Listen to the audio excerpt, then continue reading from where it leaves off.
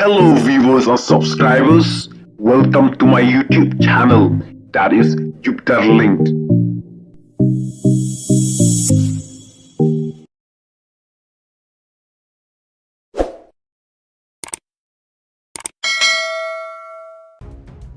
Kajing pernah na ka VP Youth Wing. Ka VP Youth Wing kan penlong ya ka rally Arsyaka.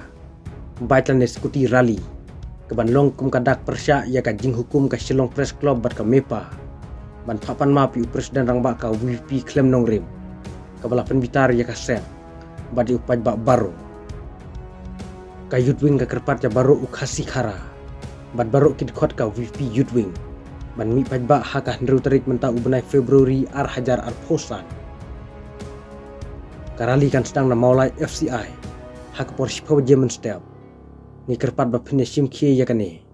Bat kum kisam la baslur ka bri unyo trap nyoskum. Ni nyami renti hakate kasni.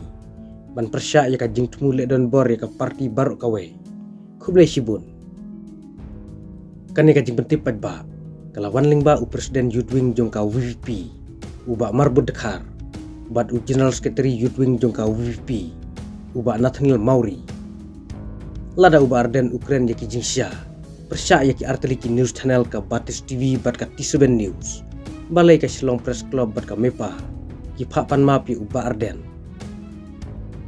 Hato ka jingle jong ka Shillong Press Club bat ka MEPA, kadai ka buit politik ban penjob election yaki parti baki muan, lani ki parti badon jingadai bat ki, ne bakala uba Arden ne. To saya perkat berpensung nia bahaparlo. Ya ka jingle jong ka Shillong Press Club bat ka MEPA. Persya uba Arden.